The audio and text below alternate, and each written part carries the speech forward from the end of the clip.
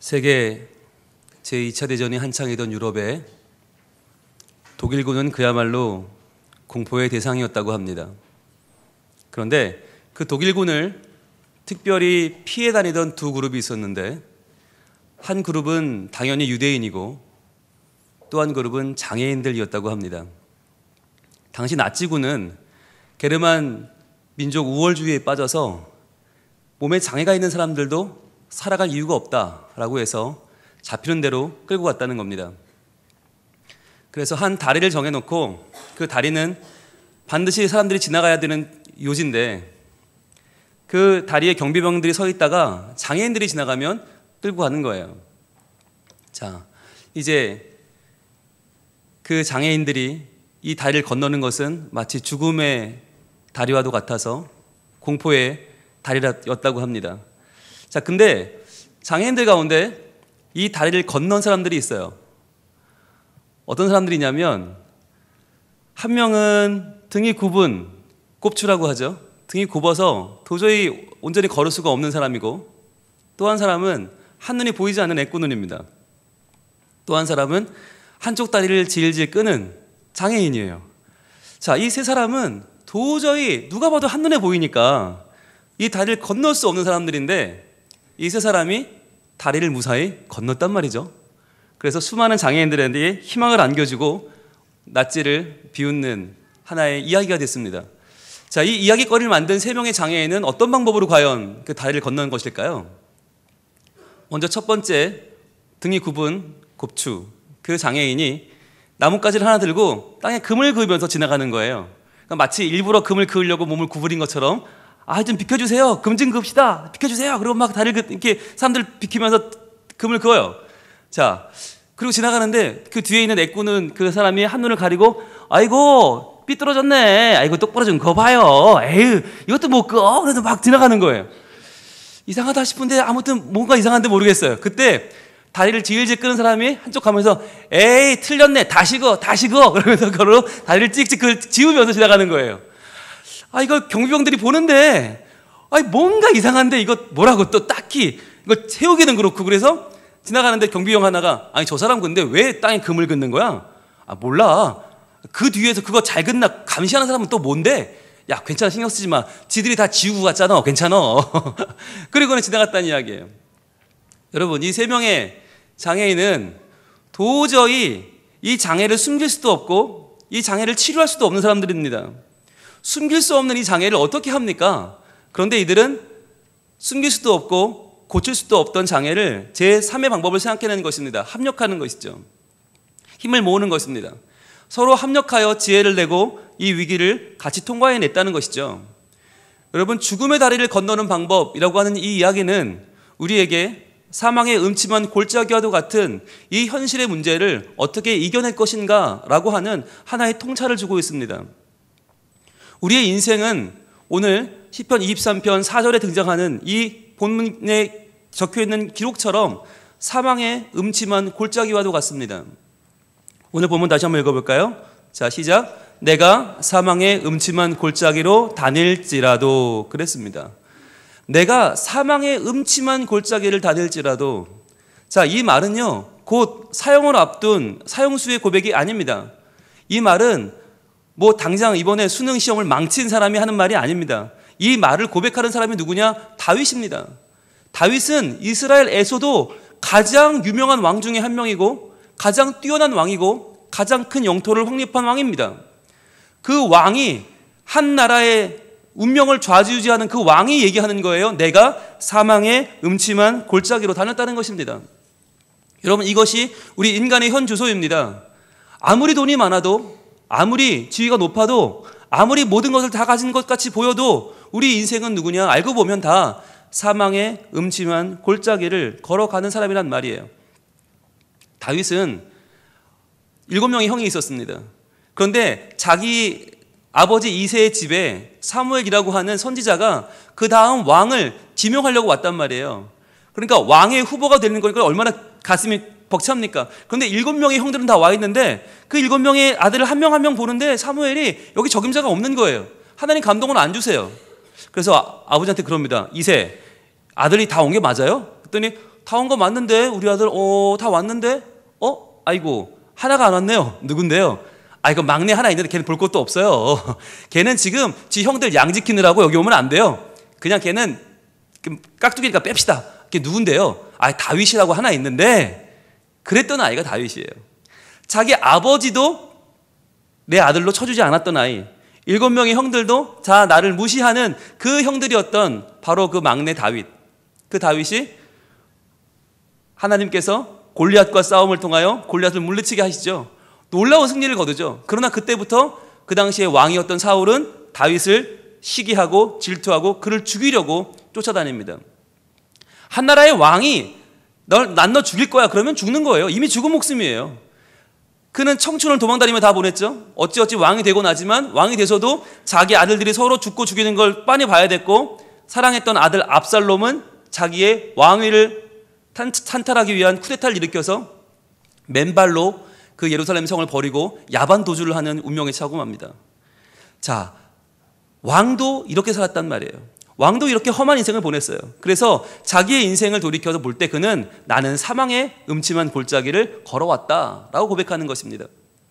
오죽하면 시편 23편 바로 앞에 썼던 22편, 시편 23편의 심리적인 배경이 되는 22편의 1절과 2절은 이렇게 기록하고 있습니다. 한번 볼까요? 시편 22편 1절입니다.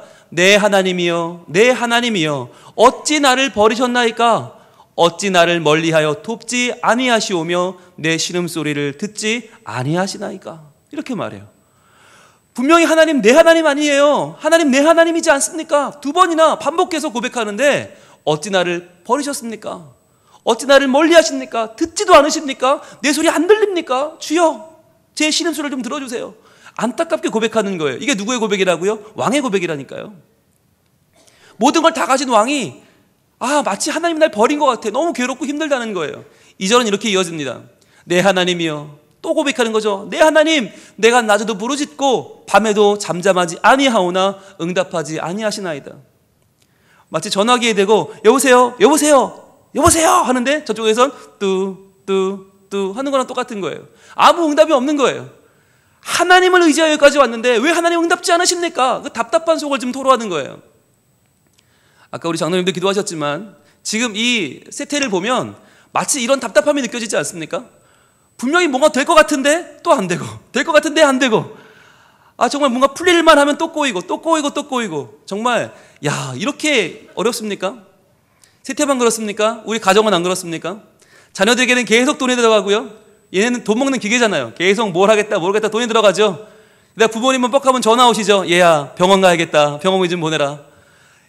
카드값 막느라 한 달이 정말 어떻게 돌아오는지 모르겠는데 그 와중에 몸은 점점 쑤시고 아픈데 몸 한번 돌보러 건강을 돌볼 여유도 없고 마음도 없지 않습니까?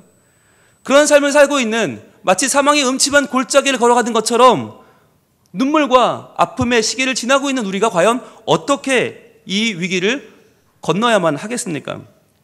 오늘 본문에 그 핵심적인 키워드가 들어있습니다. 오늘 본문 시편 23편 4절 말씀 다시 한번 볼까요?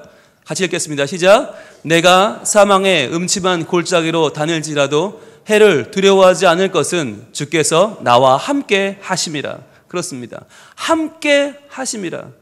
여러분 성경을 가지고 계시면 함께라는 말에 동그라미를 한번 쳐보시겠습니까? 함께. 여기에 하나님이 우리를 이 골짜기 가운데 건너게 하시는 하나의 놀라운 힘이 들어있습니다. 함께. 혼자서는 건널 수 없어요. 아무리 뛰어나도 아무리 잘났어도 혼자서는 이 사망의 음침한 골짜기를 건널 수 없는데 우리가 주님과 함께 한다면, 그분과 함께라면 건널 수 있다는 것이죠. 여러분 이 말은요 주님과 함께만 말하는 것이 아닙니다. 주님과 함께하여 이 골짜기를 건너가는 우리가 서로 협력하고 서로 하나가 되는 우리 모두의 함께를 말하는 것입니다. 왜냐하면 우리를 지으신 분, 우리를 창조하신 하나님과 함께 할 때 우린 자연스럽게 그 하나님이 창조하신 또 하나의 생명, 또 하나의 생명이 다 귀해지는 거예요. 그 전까지 우린 서로 귀한지 몰랐어요. 그런데 하나님이 나를 자기 형상대로 지으셨다는 것을 깨닫는 순간 나의 삶이 존귀한 만큼 저 사람도 존귀하구나 라고 인정할 수 있는 것입니다. 그래서요 우리가 함께 하는 것은 참으로 중요해요. 혼자 걸어가면 빨리 갈 수 있죠. 그러나 잘못 갈 수 있어요. 그런데 여러 명이 함께 가면 비록 늦게 가더라도 바른 길로 갈 수 있다고 하는 것입니다. 함께 걸어가야 하는 것입니다. 여러분 SNS 많이 하시죠? 예, 저도 페이스북을 하는데요. 페이스북에 우리 새벽기도 아침마다 하루 한 장 설교를 올리기도 하고 우리 교회 이야기를 올리기도 하고 사진을 올리기도 합니다. 그런데 페이스북에 이런 프로그램이 있어요. 내가 페이스북을 할 때 올리는 글 가운데 그 단어 가운데 제일 많이 쓰는 단어는 무엇인가? 이거 찾아주는 프로그램이 있습니다.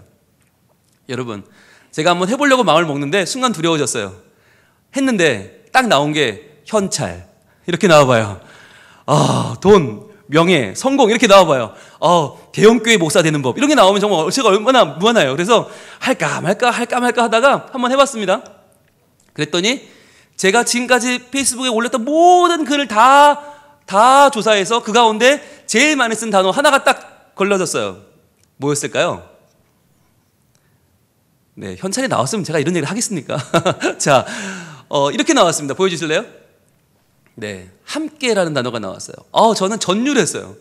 야, 정말 다행이다. 가슴을 쓸어내렸어요.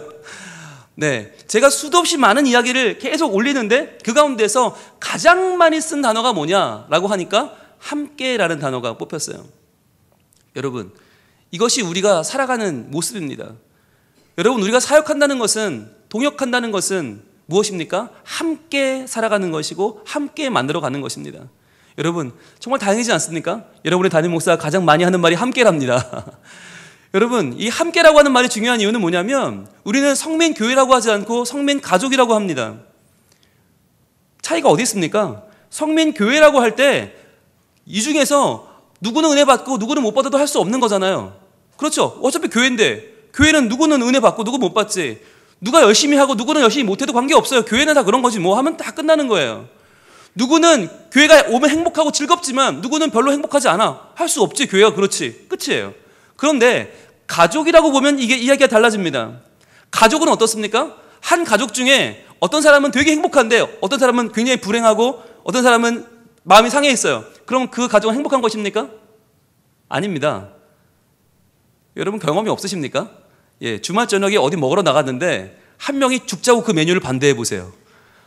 그날은요 다 맛있게 먹어도 그 한 사람 때문에 편치가 않아요. 차라리 집에서 라면 끓여 먹는 게 마음이 편하지 아무리 뭐 진수성찬을 먹어도 한 명이 나 그거 안 먹겠다고 막 버티기 시작하면 그날은 다 잡치는 거예요. 다 그날 분위기 망치는 거예요. 아니에요? 집안에서 아무리 다들 행복하게 막 다 신난다 해도 한 명만 딱 기분이 나빠버리면 다 끝나는 거 아닙니까? 게다가 그 한 명이 엄마 여봐요. 그날은 뭐 아빠는 아빠대로 안절부절하죠. 애들은 애들대로 엄마 왜 저래 엄마 왜 저래 난리가 나는 겁니다. 아빠는 뭐 다릅니까? 오랜만에 들어온 아빠가 인상을 확 긁으면서 에이 이놈의 집 이러면서 막 해봐요. 난리가 나는 거 아닙니까? 큰아들은 다릅니까? 작은아들은요? 딸은요? 누구 한 명만 딱 그날 기분 나쁘면 그 집안은 초토화가 되는 겁니다. 이게 가정입니다. 성민 가족이라고 할 때는 무슨 의미입니까? 누구는 은혜 받고 누구는 못 받고 하면 안 된다는 거예요. 함께 은혜 받아야 되는 거예요. 봉사도 누구는 열심히 하는데 누구는 안 해요. 그럼 어떻게 하는지 아세요? 열심히 하는 사람이 욕먹어요. 희한하게 교회는요 열심히 하면 할수록 욕먹어. 왜? 안 하는 사람들이 욕을 해요.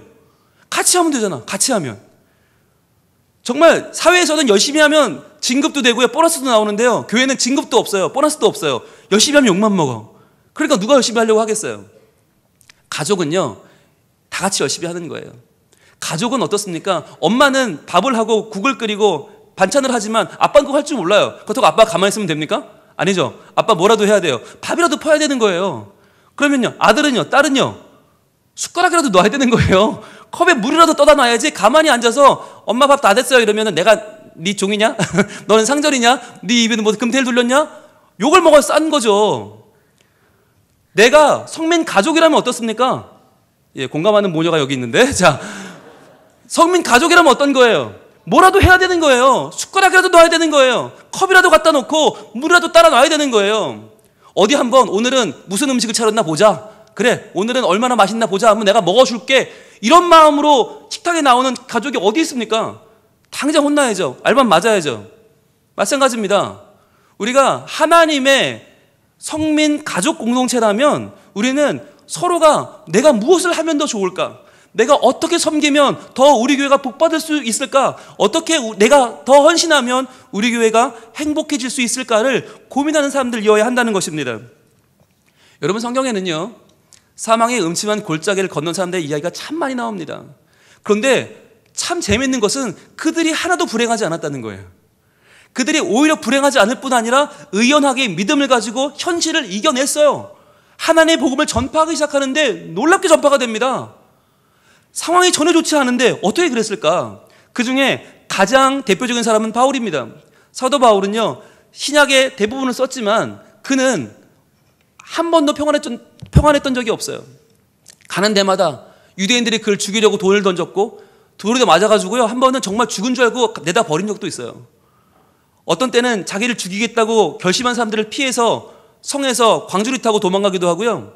그는 바다에서 풍랑을 맞기도 하고요. 온갖 모래바람과, 그리고 감옥에 갇히는 건 이거 셀 수도 없고 40에서 하나 감한 매를 수도 없이 맞았습니다. 거의 죽음과 버타며 살았습니다. 그런데 그렇게 사망의 음침한 골짜기를 걸었던 그가 그 많은 서신서를 쓴 곳이 어디냐? 옥중 서신을 쓴 곳이 어디냐? 바로 감옥 속입니다. 감옥. 이게 기가 막힌 게요, 감옥이 지금 이 시대의 감옥도 여러분 가고 싶지 않잖아요. 그러나 2000년 전의 감옥이라면 어떻습니까? 2000년 전에는요, 감옥 밖에 사는 사람도 제대로 된 음식을 먹을 수 없고요, 깨끗한 물을 마실 수 없고요, 평안하게 잠을 잘 수 없는 사람들인데, 감옥은 어떻겠습니까? 불결하고 쥐가 끓고 온갖 질병이 창궐하고 감옥 안이 얼마나 지저분하고 얼마나 사람 살 곳이 아니었는지는 상상이 되지 않습니까? 게다가 그때는요, 취조라는 게 없어요. 무조건 고문하는 거예요. 고문해서 죽으면 그만, 내다 버리면 그만이고. 그러니까 고변을 할 때까지 뒤를 틀잖아요, 우리나라도. 그렇게 감옥에 있었다니까요. 그러니까 목숨을 부지하는 것 자체도 기적적일 정도의 사망의 음침한 골짜기가 감옥이었습니다. 그런데 그 감옥에서 사도 바울은 기가 막힌 서신서들을 씁니다. 옥중 서신을 씁니다. 그 중 하나가 골로새서입니다.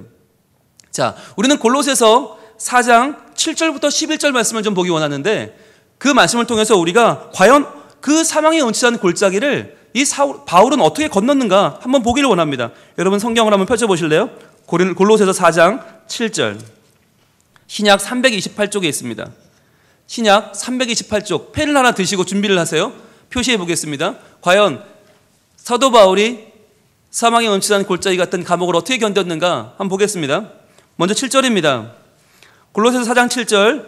두기고가 내 사정을 다 너희에게 알려주리니 그는 사랑받는 형제요 신실한 일꾼이요 주 안에서 함께 종이 된 자니라 라고 했습니다. 두기고라는 사람을 소개하는데 이렇게 소개를 합니다. 그는 사랑받는 형제요 신실한 일꾼이요, 제일 중요한 거, 주 안에서 함께 종이 된 자니라. 표시해 보실래요? 함께 종이 된 자 표시해 보세요. 함께 종이 된 자. 노란색 가져오신 분은 노란색으로, 아닌 분들은 밑줄이나 동그라미를 해보세요. 함께 종이 된 자다.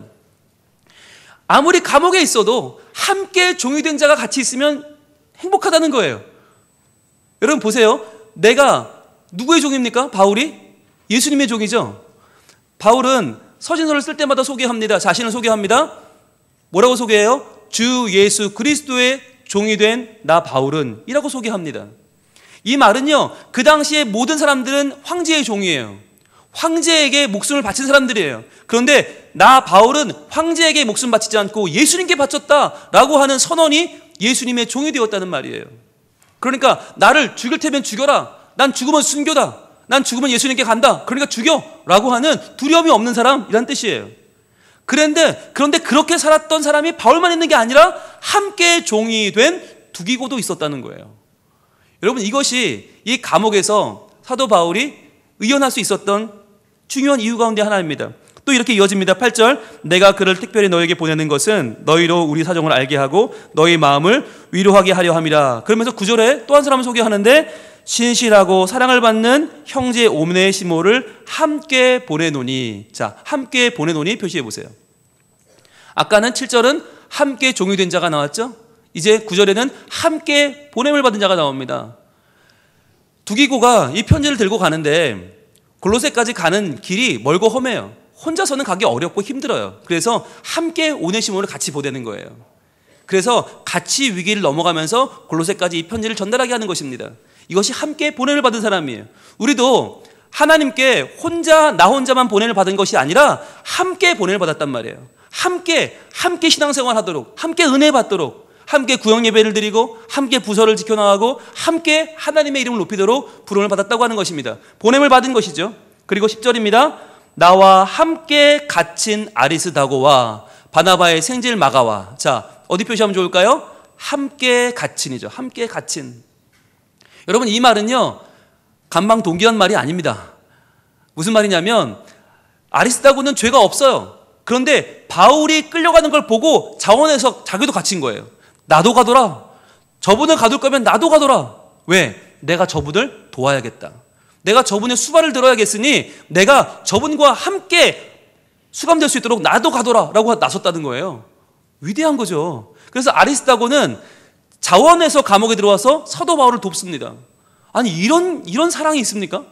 여러분, 아무리 사랑하는 사이라도 감옥에 끌려가면 어떻게 하겠어요? 우리 같으면 매일매일 면회는 가겠죠. 그리고 가서 사식은 넣어주겠죠. 그러나 같이 갇힐 수는 없는 거 아닙니까? 그런데 아리스다고는 그걸 택했단 말이에요. 함께 갇힌 바가 되었다. 자, 이렇게 아까 7절에서는 함께 종유되었고요, 9절에서는 함께 보냈고요, 10절에서는 함께 갇혔죠. 이러한 자들이 함께 사역했기 때문에 어떤 일이 벌어졌느냐? 11절입니다. 11절, 유수도라 하는 예수도 너에게 문안하느니라. 그들은 할레파이나 이들만은 하나님의 나라를 위하여 함께 역사하는 자들이니. 표시해 보세요. 함께 역사하는 자들이다. 놀라운 말입니다. 자, 우리가 함께 할 때, 함께 종이 되고, 함께 보내지고, 함께 갇힌 자가 되었을 때, 이렇게 함께 연합할 때 어떤 일이 벌어져요? 함께 역사하더라는 것이에요. 하나님의 성령이 우리 가운데 역사하더라는 것이에요. 하나님의 거룩하심이 역사하고 하나님의 은혜로움이 역사하니까 아무리 감옥에 있어도 감옥이 사망의 음침한 골짜기가 아니라 도리어 감옥이 아주 행복한 자리가 되고 성령이 충만한 자리가 되고 그 자리에서 우리 주님의 이름을 높이는 예배를 드리는 자리가 되고 말씀이 충만한 자리가 되더라는 것입니다. 이것이 함께하는 자들에게 일어나는 하나님의 거룩한 역설입니다. 분명히 우리 환경은 감옥이 아니에요. 분명히 우리의 삶과 죽음이 한 치 앞으로 오가는, 언제 죽을지도 모르는 그러한 불행한 인생이에요. 그런데 그러한 가운데서도 우리의 영은 살아서 은혜가 충만하고 하나님의 성령이 함께 역사하는 것을 지금 보고 있다는 것입니다. 얼마나 놀랍습니까? 여러분, 함께 하는 것이 이렇게 소중한 것입니다. 우리 교회가 이제 내년도 사역을 준비하고 있습니다. 여러분, 마음의 준비를 하십시오. 이제는 교회에 와서 내가 예배 시간만 잠깐 참여해서 은혜 받고 돌아가겠다, 그러지 마시고 여러분이 내가 함께 종이 되는 방법은 없을까? 내가 함께 보냄을 받고 함께 갇힌 바가 되고 함께 역사하는 그 자리에 있을 수는 없을까? 한번 꿈을 꾸기를 원합니다. 그래서 정말 숟가락 하나 놓는 마음으로 우리 교회의 어떠한 한 부분이라도 내가 섬기겠다는 마음을 갖기를 원합니다. 그런데 어떤 부분은 그러겠죠. 어떤 분들은 나는 우리 교회 아직 나온 지가 얼마 안 돼서요, 교회 잘 적응이 안 돼서요, 교회를 잘 모르고요, 아는 분들 별로 없고요. 어떤 분들은 또 그래요. 나는 할 줄 아는 게 없어서, 내가 노래를 할 줄 알아야 성가들을 하죠, 뭐 성경을 좀 잘 알아야 교사를 하죠, 나는 잘 몰라서. 이런 분들이 많아요. 괜찮습니다. 오늘 서론에 등장했던 세 명의 장인을 기억하십니까? 한 명은 등이 굽은 꼽추, 한 명은 눈이 보이지 않는 애꾸는, 한 명은 다리를 끄는 사람. 그러나 이들이 서로 함께 했을 때 이들은 생명의 역사를 만들어 갔습니다. 마찬가지로 우리도 아무리 부족해도, 아무리 연약해도, 아무리 나 하나로는 아무것도 할 수 없을 것처럼 보이지만 함께 할 때 우리는 이 모든 일을 해낼 수 있습니다. 그래서요, 우리가 내년도에 사역을 신청받을 때 저희는 사역하는 분들만 받지 않고요, 중보하는 자들도 받을 거예요. 중보. 내가 적어도 이 사역을 위해서 집중적으로 중보하겠습니다 라고 하는 거예요. 그냥 교회 전반을 놓고 중보하겠습니다 그러면 우리가 그게 잘 안 지켜지니까 한 사역을 정해서 나는 이 사역을 위해서 헌신하는 마음으로 중보하겠습니다 라고 정하는 거죠. 사역도 여러 가지 사역이 있습니다. 여러분, 우리 교회 주차 봉사부터 시작해서 주방 봉사 사역도 있죠. 주방 봉사도 조리하는 사역이 있고요, 정리하는 사역이 있고요, 배식하는 사역이 있고, 다 종류별로 있습니다. 교회 학교도요, 교회 학교도 담임교사가 있는가 하면 보조교사가 있고요. 또는 그들을 위해 기도하는 중보하는 분들이 있고요. 그렇죠? 그리고 예배 안내도 1부, 2부, 3부, 4부, 오후 예배, 수요 예배 모든 시간이 다 구별되어 있어요. 그러니까 여러분이 한번 정말 잘못 걸려서 내가 정말 코를 잘못 꿰는구나, 내가 이제 이 교회에 정말 큰 일을 내가 맡아서 이제부터 큰일 났구나가 아니라 여러분이 할 수 있는 작은 사역들, 그러나 그 사역을 내가 책임 있게 감당하면서 우리 교회를 더욱더 든든히 세워나가는 하나님의 성민 가족의 일원이 되는 것입니다. 그래서 저는요, 새해에는 1인 1사역 다 하면 좋겠습니다. 누구든 관계없이 모든 분야에 다 동참하셔서 내가 한 부분 이상은 꼭 감당하겠다, 내가 한 분야에서는 적어도 내가 나의 시간과 열정을 들여서 나의 마음을 쏟아놓고 기도하면서 헌신하겠다라고 하는 그 다짐과 여러분의 믿음의 증거가 나오기를 소망합니다. 여러분, 이건 교회학교도 할 겁니다. 이제 교회학교도 적어도 애들이 우리 반 공과 공부할 때 내가 간식 받아오겠다, 적어도 이 정도는 할 겁니다. 적어도 내가 우리 반 공과 시간에 출석은 내가 부르겠습니다. 안 온 애들 전화 연락은 제가 하겠습니다. 내가 우리 예배 드릴 때 신발 정리 제가 하겠습니다. 적어도 하나 정도는 누구든지 아무리 어려도 빵살짜리도 할 겁니다. 빵살 1살, 2살, 3살도 할 겁니다. 그러니까 이 중에서 나이가 좀 이 나이에 봉사는 이런 분이 계시면 절대 그렇지 않습니다. 누구나 다 할 수 있습니다. 그래서 여러분, 교회 학교도 할 거고요, 모든 교인들이 적어도 한 가지 이상은 내가 숟가락을 얹자. 그래서 내가 수고하는 마음으로, 애쓰는 마음으로 여러분 열정을 다할 때 분명히 우리 교회는 어떠한 어려움도 함께 이겨나가게 될 것입니다. 함께 이겨나가서 어떤 어려움이 있어도 함께 공유하고 힘을 모으고 나가서 시너지를 일으킬 수 있을 것입니다. 여러분, 1 더하기 1은 2가 아닙니다. 1 더하기 1은 10도 되고요, 100도 되고요, 1000도 됩니다. 함께 하면 무엇이든 할 수 있습니다.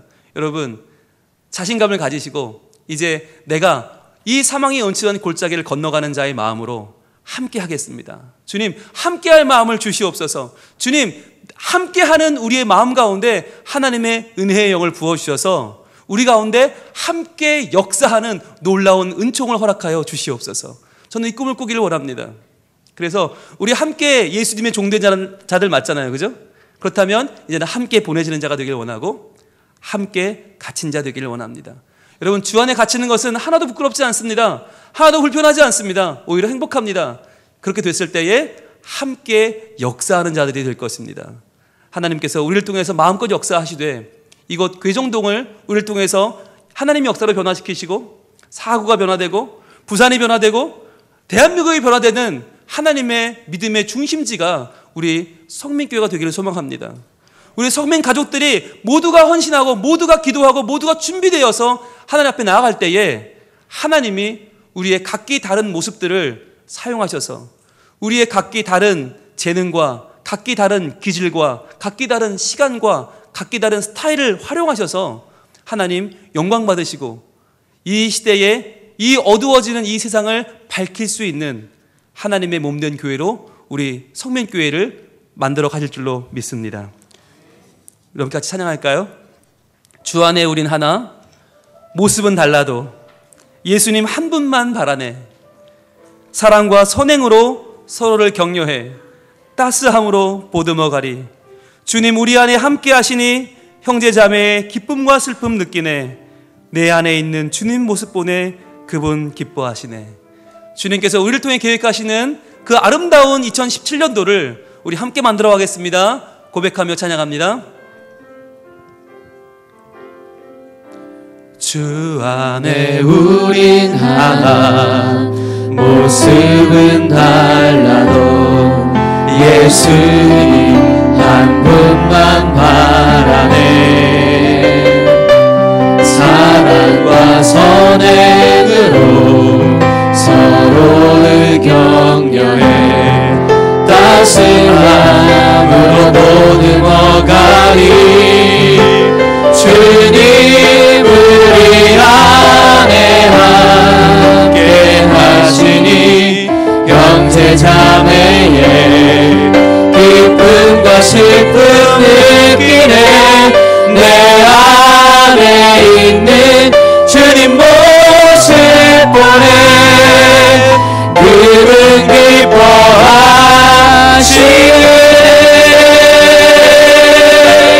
자, 우리 함께 찬양할까요?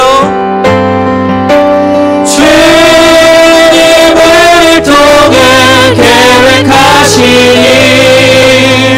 부족한 입술로 찬양하게 하시니 주님을 통해 계획하시니 너를 통해 하시니 기대해. 주 안에 우리 하나 모습은 달라요. 모습은 달라.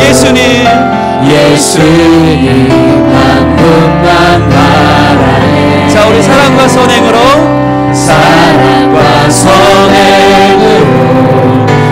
서로를 격려해 따스함으로 모든 너가이 주님 우리 안에 함께 하시니 형제자매요. 자, 느끼십니까? 기쁨과 슬픔 느끼네. 내 안에 있는 주님 모습 보네. 그분 기뻐하시네.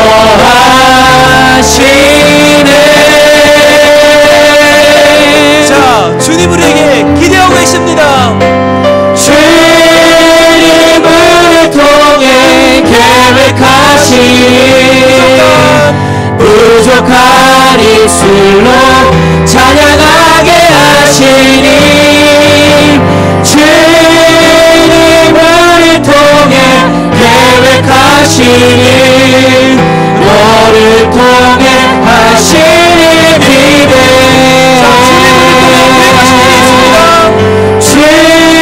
주님을 통해 계획하시니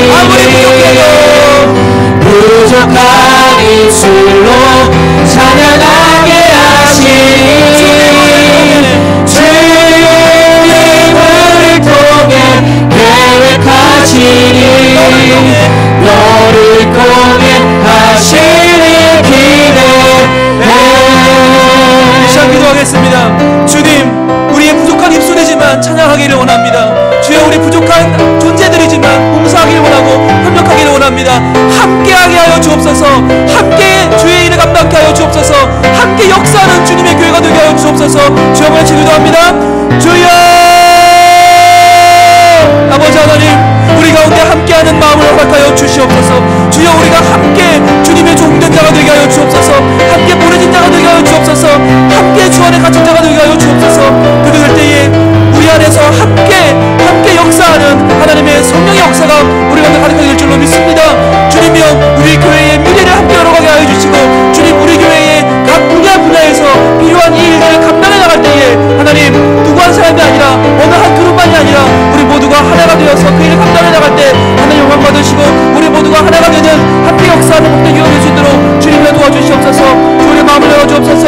주님, 우리 교회에 참으로 귀한 일이 많이 있습니다. 이를 감당해 나갈 때에 우리가 성민 가족의 마음을 갖게 하시고, 주님, 내가 어떠한 구경꾼이 아니라, 내가 어떠한 방관사가 아니라 함께 그 안에 들어가서 함께 사역하며 함께 도우며 함께 역사하며 함께 기도하며 하나님의 성령의 역사를 기대하기를 소망하오니 주여, 우리가 부족하지만 하나 되게 하시고 우리가 한 마음이 되게 하여 주시옵소서. 주여, 감사합니다. 주님을 통해 계획하신 부족한 입술로 찬양하게 하시니 주님을 통해 계획하시니 너를 통해 하시니 기대해. 너를 통해 하시니 기대해. 우리를 통해 하시니 기대해. 하나님 감사합니다. 사망의 은칠한 골짜기를 걸어가는 이 험난한 삶 가운데서도 저희들 다 다시 한번 마음을 열고 서로 하나 되기를 원합니다. 주여, 주님 안에 우리는 하나님을 믿습니다. 비록 모습은 달라도 예수님 한 분만 바라보는 우리들이 사랑과 선행으로 서로를 격려하면서 따스함으로 보듬어 갈 수 있기를 원합니다. 주여, 형제 자매의 기쁨과 슬픔을 함께 느끼기를 원합니다. 주님을 경배하며 주님을 바라보며 함께 역사하는 놀라운 믿음 공동체가 되기를 원합니다. 주님, 우리 교회를 이 어려운 때에, 이 사망의 엄침한 골짜기 같은 이 때에 믿음으로 하나 되어 하나님께 온전히 주를 기쁘시게 하고 세상에 복음을 증거하는 복된 교회가 되게 하여 주시옵소서. 우리 모두 성민 가족들의 마음을 열어주시고 그 마음을 하나로 모아 주시옵소서. 우리로 함께하게 하시는 예수님 이름으로 기도합니다. 아멘.